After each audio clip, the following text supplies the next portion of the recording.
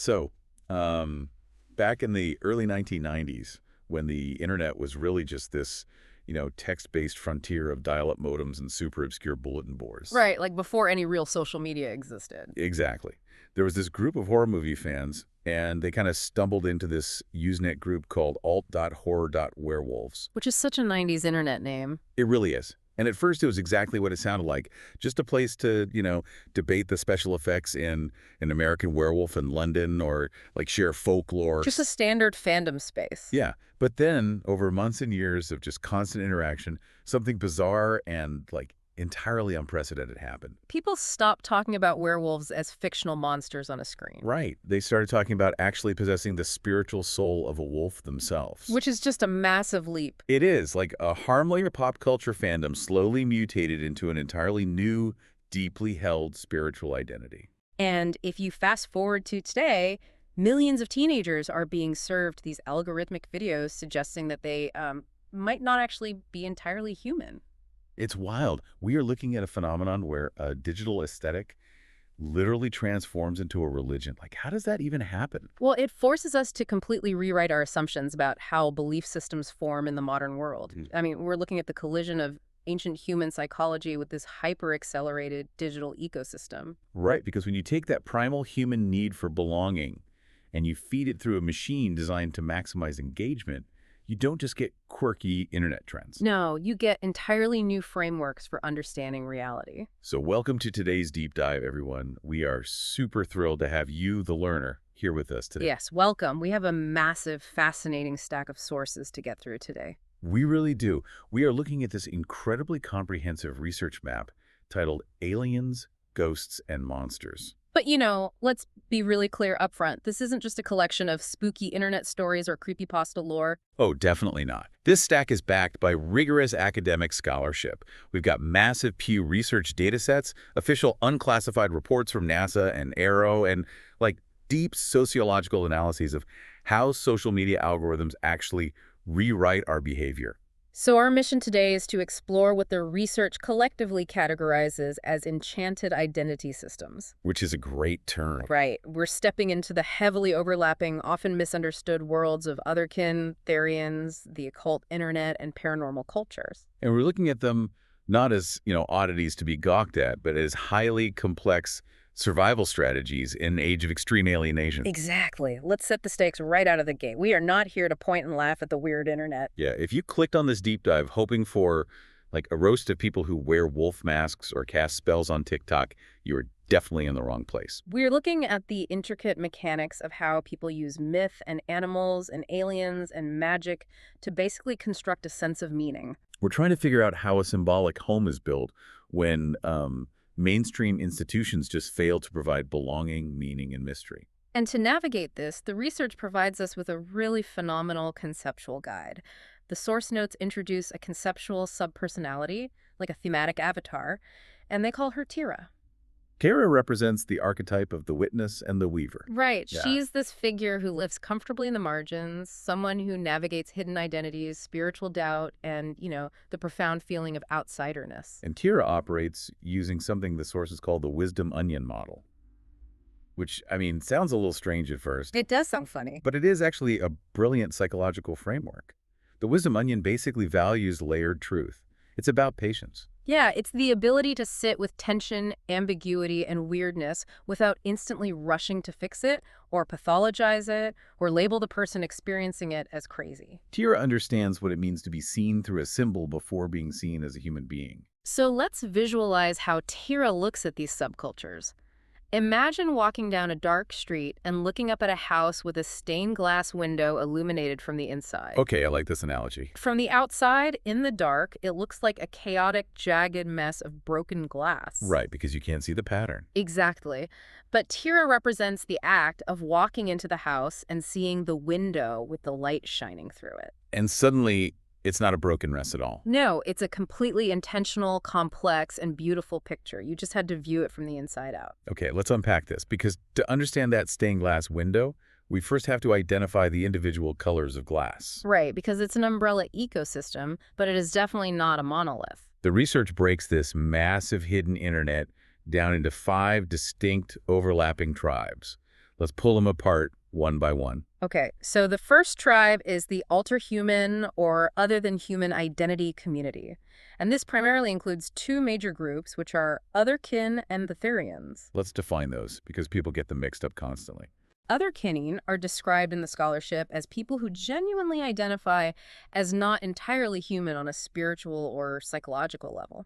So they might believe they possess the soul of a mythical creature, like an elf or a dragon. Exactly.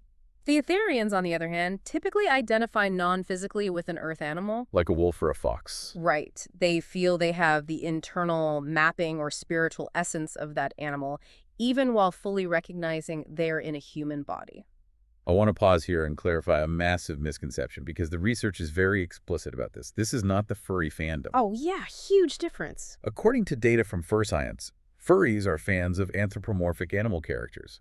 It's a creative hobby. You wear a suit, you role-play a character you created, and then you take the suit off. But a Therian doesn't take it off. It's an involuntary internal identity. Right. It's the difference between, like, playing Batman on the weekend and genuinely feeling a fundamental biological or spiritual mismatch with your human form. That distinction is vital. The internal experience of a Therian often involves what the sources call species dysphoria. Which is this intense, sometimes painful longing for a body that matches their internal self-perception. Exactly. So that's the first tribe. The second tribe shifts away from internal identity and looks outward, the paranormal and 14 communities. This includes the UFO and UAP investigators, the ghost hunters recording EVPs in abandoned hospitals, and, the cryptid researchers tracking Bigfoot. And then the third piece of glass in our window is the occult internet, which has just exploded in visibility. Oh, completely. If you spend 10 minutes on TikTok, you'll likely stumble onto witch talk. Right. This encompasses modern witchcraft, tarot reading, manifestation practices, spell work, and these massive educational networks for what they call baby witches. Fourth, we have the monster and myth fandoms. This is a really fascinating digital evolution centered around vampires, cryptid core aesthetics, and internet-native storytelling. Like the SCP Foundation or analog horror. Yeah, we really need to break those down because they are huge blind spots for a lot of people. I agree. The SCP Foundation is essentially this massive, crowdsourced, creative writing project. It's about a fictional shadow organization that contains supernatural entities. And analog horror is this incredibly popular genre, mostly on YouTube, where creators use the visual degradation of old VHS tapes to create an atmosphere of dread. Right, so you get all that static, tracking errors, distorted audio.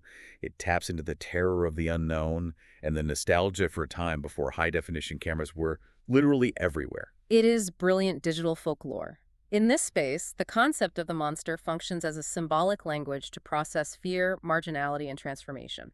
And that leads us perfectly to the fifth tribe, which is algorithmic spirituality. This is perhaps the most modern phenomenon in our stack. These are communities where the social media algorithm itself, like the literal lines of code determining what video you see next, is viewed as a mystical entity providing personalized signs. The For You page actually becomes a cosmic messenger. Wait, I'm struggling to see how some of these connect. Let's apply some critical friction here for a second. Okay, let's do it.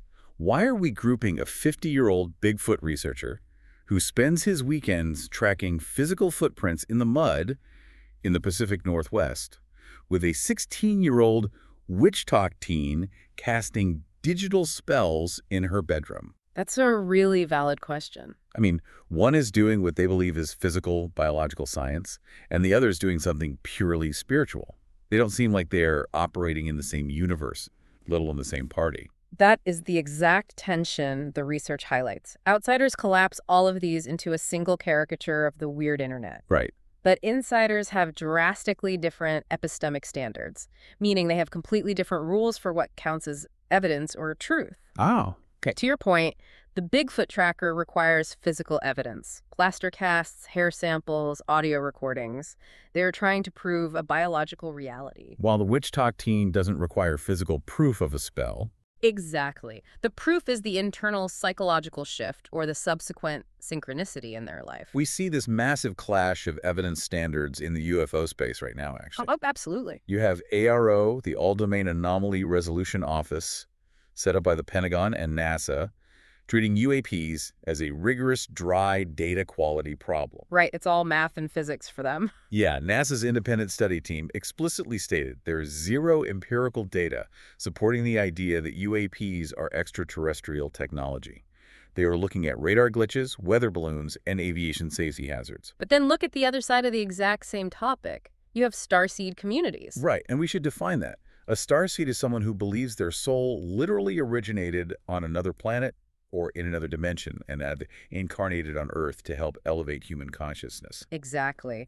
And a starseed influencer will look at the exact same blurry video of a UAP that NASA is analyzing, and they don't see a radar glitch. They see a spiritual ancestor. Right. They see proof of their own cosmic mission. They use the exact same vocabulary words like alien, disclosure, contact, but one is doing aerospace data analysis and the other is practicing an esoteric religion. It's literally a fight over who owns the narrative of the unknown.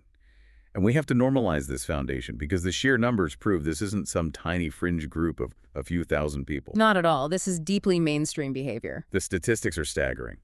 The Pew Research data in our stack shows that 70% of U.S. adults describe themselves as spiritual in some way. And furthermore, 22% identify specifically as spiritual but not religious. Meaning they have abandoned traditional institutionalized religion, but retained a deep hunger for the transcendent. Most shockingly, 18% of U.S. adults, that's nearly 1 in 5, say they have actively felt or been in the physical presence of a ghost. That is a huge chunk of the population. And Gallup data shows over 40% of Americans believe some UFO sightings involve alien visitors. So when we talk about the occult internet or paranormal communities, we aren't talking about weird anomalies. We are looking at the bleeding edge of mainstream spiritual hunger. Because nature abhors a vacuum, right?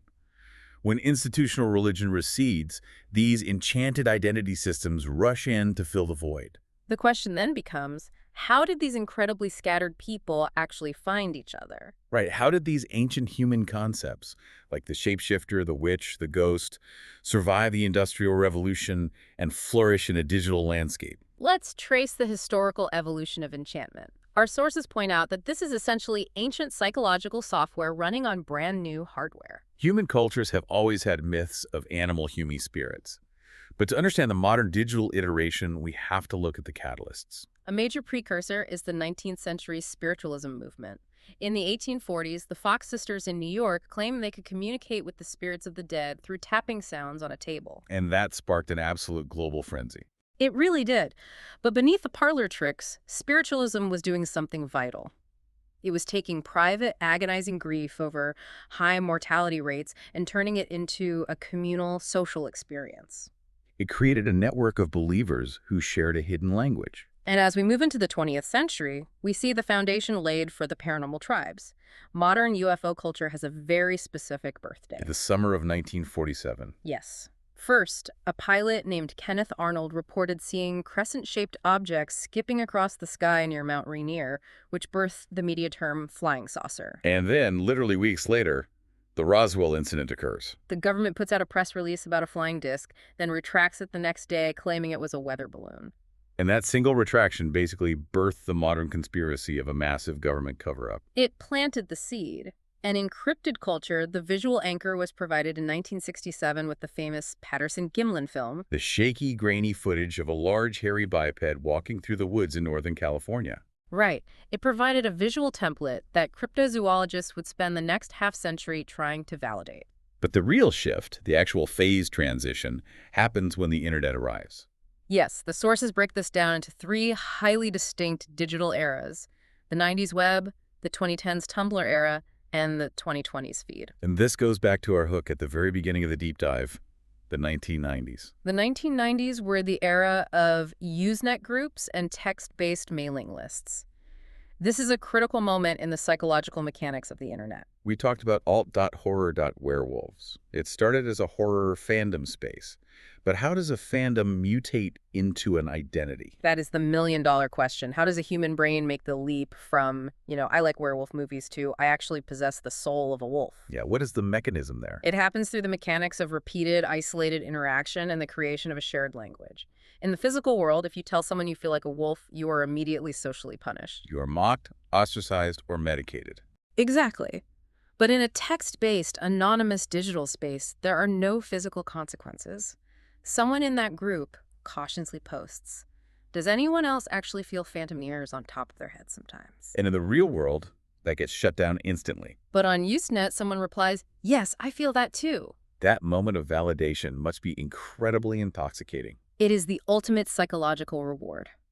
Once that validation occurs, the group begins to construct a vocabulary to describe the shared experience. They create terms like mental shift to describe feeling more animalistic, or phantom shift for the sensation of limbs that aren't there. Once you have a language for a feeling, it stops being a random, crazy thought and hardens into a structured identity. This is exactly what happened on mailing lists like the Elfenkind Digest in the early 90s, which essentially birthed the modern terminology of the otherkin community. So the early internet acted as a sanctuary. It allowed geographically scattered people with incredibly rare, difficult-to-articulate experiences to find each other and normalize their internal lives. Then we moved to the 2010s, the Tumblr era. Tumblr fundamentally changed the architecture of these communities.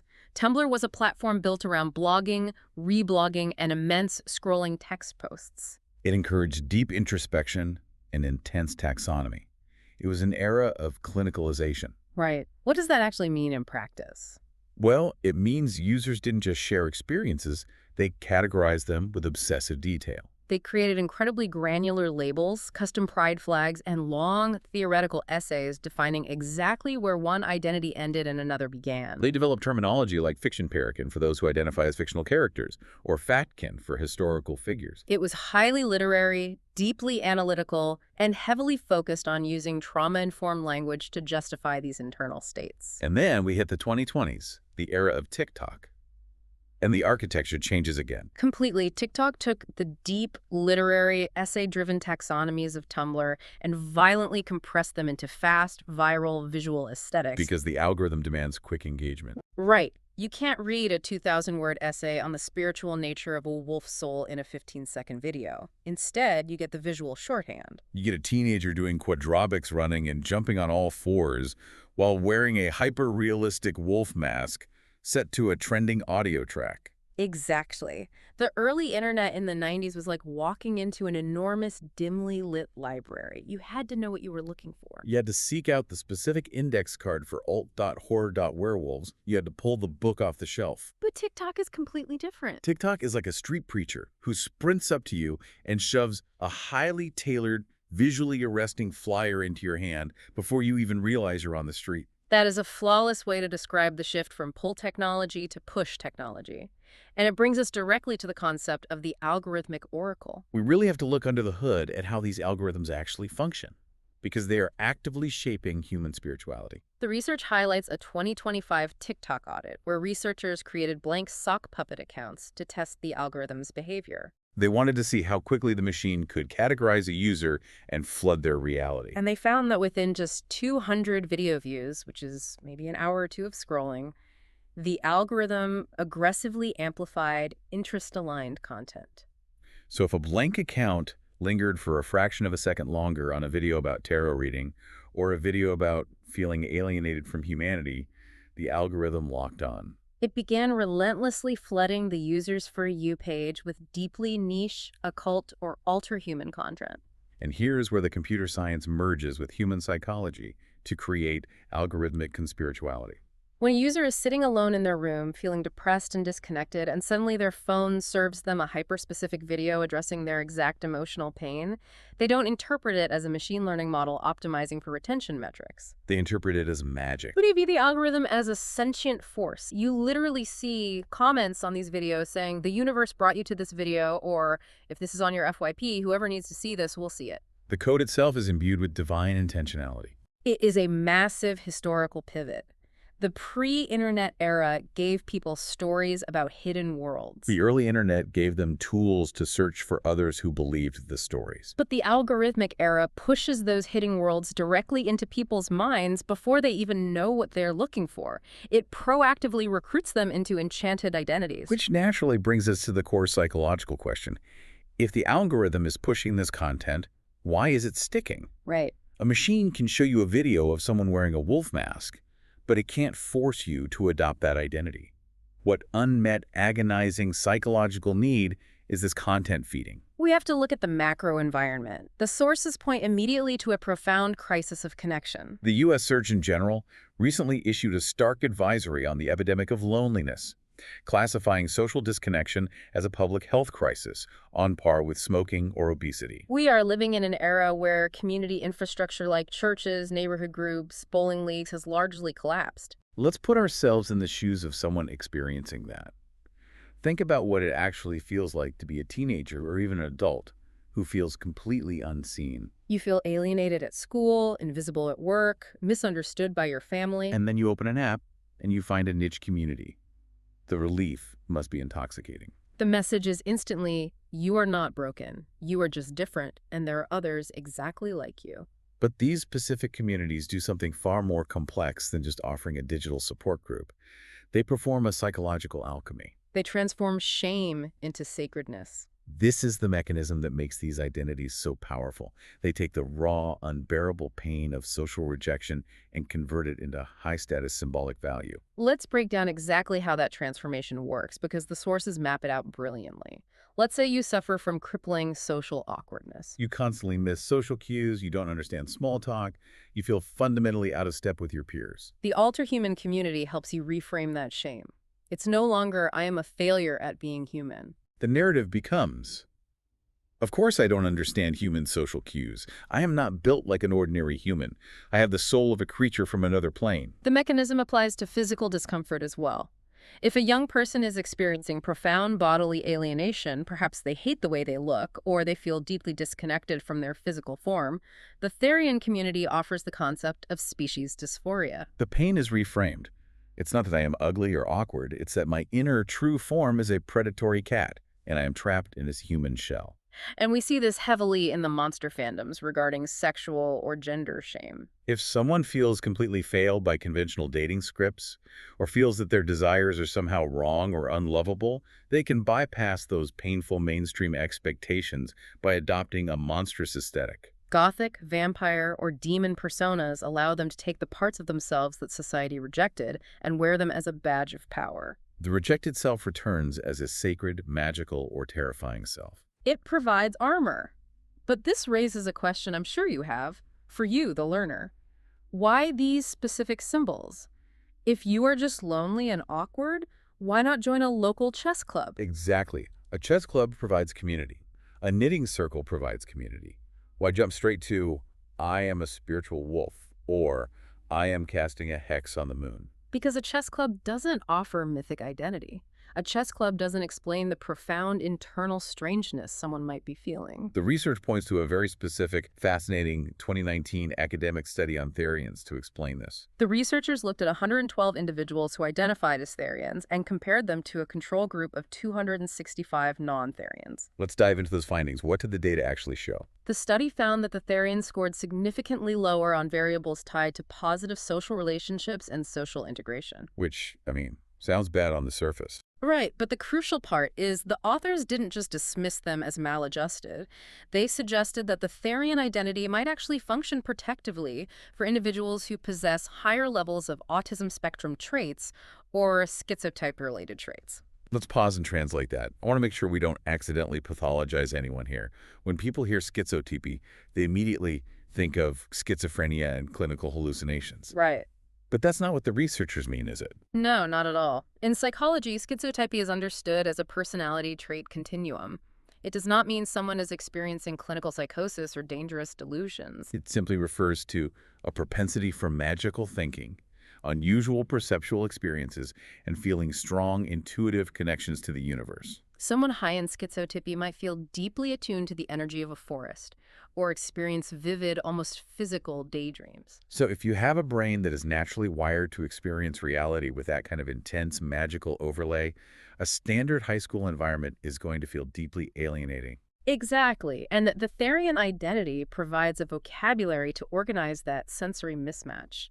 It gives a name to the strangeness. It provides what psychologists call safe intensity. It allows an individual to explore power, fear, aggression, and identity with a layer of symbolic distance. If I am angry at the world, expressing that as a human teenager might get me expelled.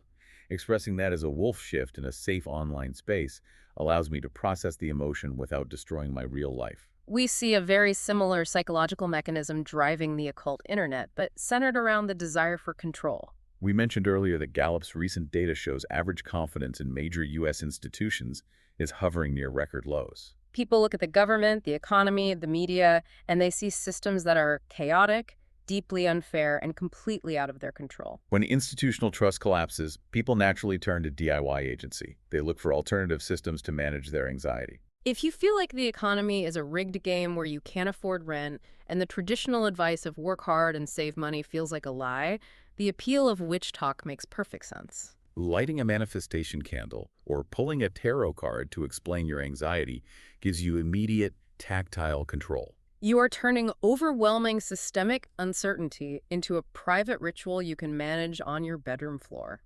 If I cast a spell for financial abundance, I am no longer just a passive victim of late-stage capitalism. I am an active agent manipulating the energy of the universe. That is the ultimate allure of enchantment. It is a rebellion against the idea that the world is flat, dead, and purely bureaucratic. It is the desperate, beautiful hope that your pain has a story and that hidden knowledge can keep you safe. But here is where the friction of reality burns the whole thing down.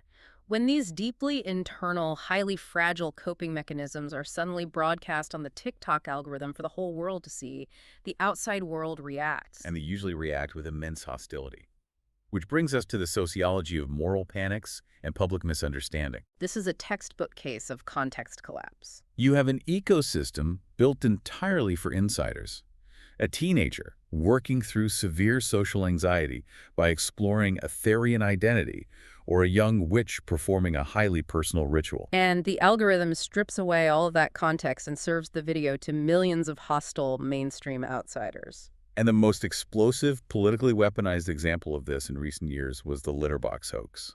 Oh, yeah. If you were paying attention to the news at all, you remember this. It was a massive viral political panic claiming that U.S. public schools were being forced to provide litter boxes in student bathrooms to accommodate kids who identified as cats. It was repeated by politicians, pundits, and angry parents at school board meetings across the entire country.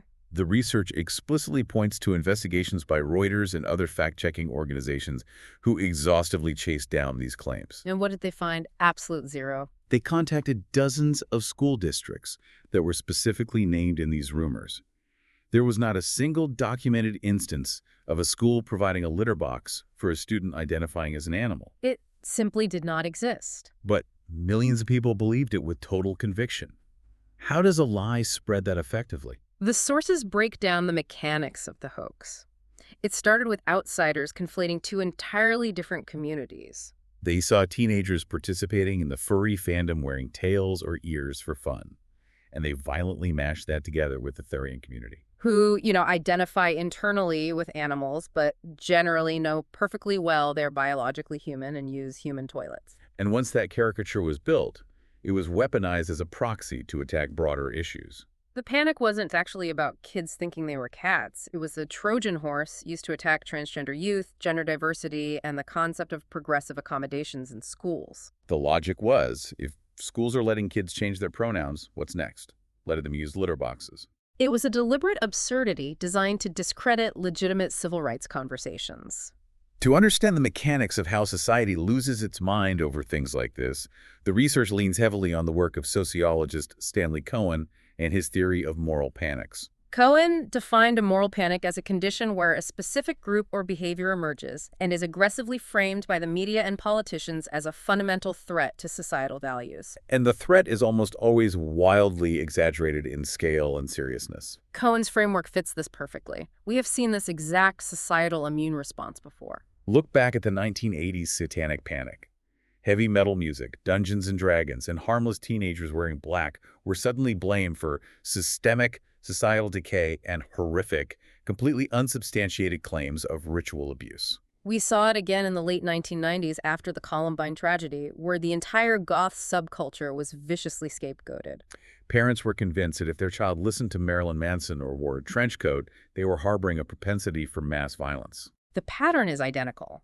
The mainstream public sees visible nonconformity, a kid wearing a tail in a park, a teen setting up a dark crystal altar on Witch Talk, or a fan creating unsettling analog horror videos. The public sees aesthetic darkness, and they automatically reflexively assume moral darkness. They assume danger or pathology where there is literally only weirdness. But the tragedy of a moral panic is the reaction it provokes within the marginalized group.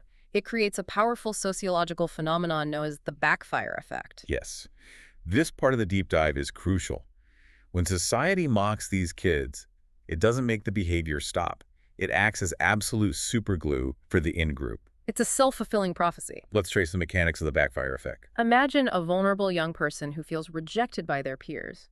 They find a hidden online community that tells them the outside world is asleep. They are blind to the magic of the universe. They will never understand us, and they fear our power because we are different. The community sets an expectation of persecution. Then, that young person posts a video sharing their truth.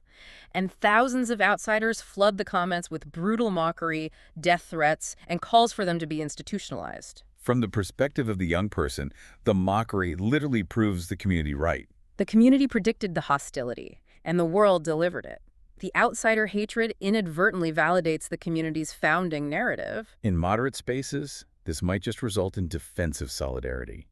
The kids circle the wagons and make their accounts private. But in extreme spaces, this public hostility is actively weaponized by bad actors within the group. The hatred is used as evidence that the group must isolate entirely.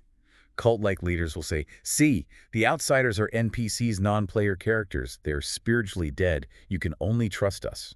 Public shaming accidentally radicalizes the very people it is trying to fix. It creates a closed ideological loop that is incredibly difficult to break.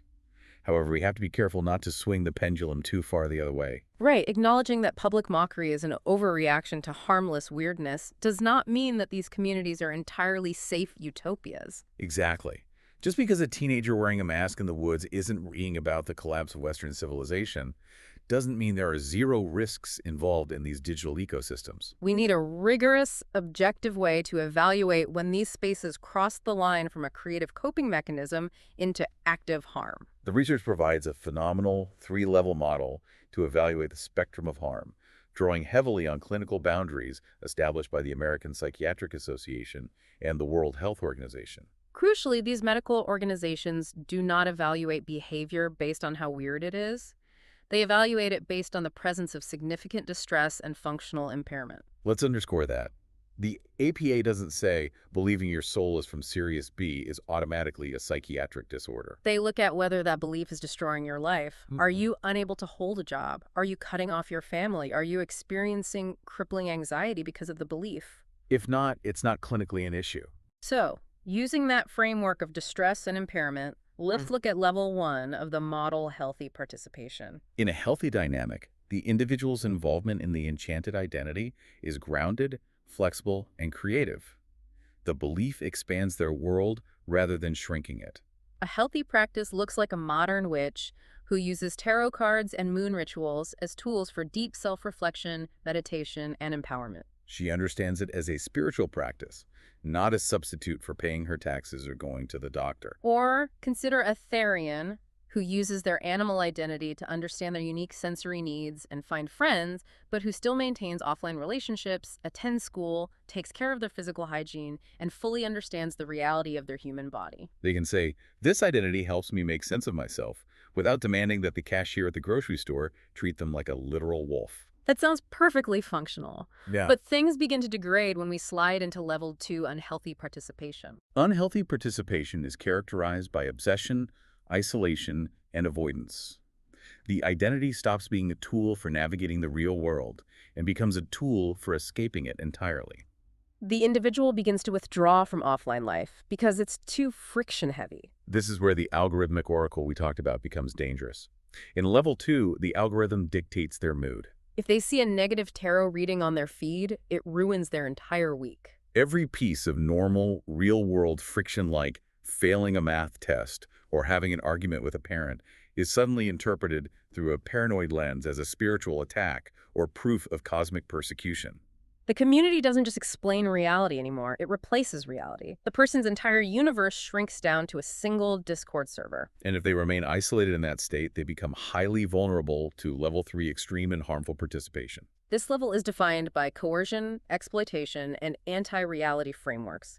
This is where we see bad actors taking advantage of vulnerable, alienated people. Let's talk about the ethics and the actual laws surrounding this, particularly in the occult internet. Yeah. How do we objectively draw the line? It's a tricky boundary. Because if I am scrolling Witch Talk and I see an influencer charging $500 to, quote, remove a generational curse, is that an exercise of religious freedom or is that a scam? Ah. Where is the legal and ethical boundary? To navigate this, the research leans on guidance from the Federal Trade Commission and the U.S. Postal Inspection Service regarding psychic fraud. The ethical and legal line is crossed through the mechanics of coercion. The problem is not that someone believes in magic or sells a spell candle. The problem arises when a creator intentionally monetizes fear, guarantees impossible outcomes, or manufactures dependency. So it's the old cold reading hustle adapted for the digital age. Exactly. If a creator posts a video saying, I sense a dark entity is ruining your finances and you will never be successful unless you pay me $100 a month to maintain a protective ward, that is blatant exploitation. They're identifying a vulnerable person's anxiety and holding the cure hostage behind a paywall. It's the monetization of terror.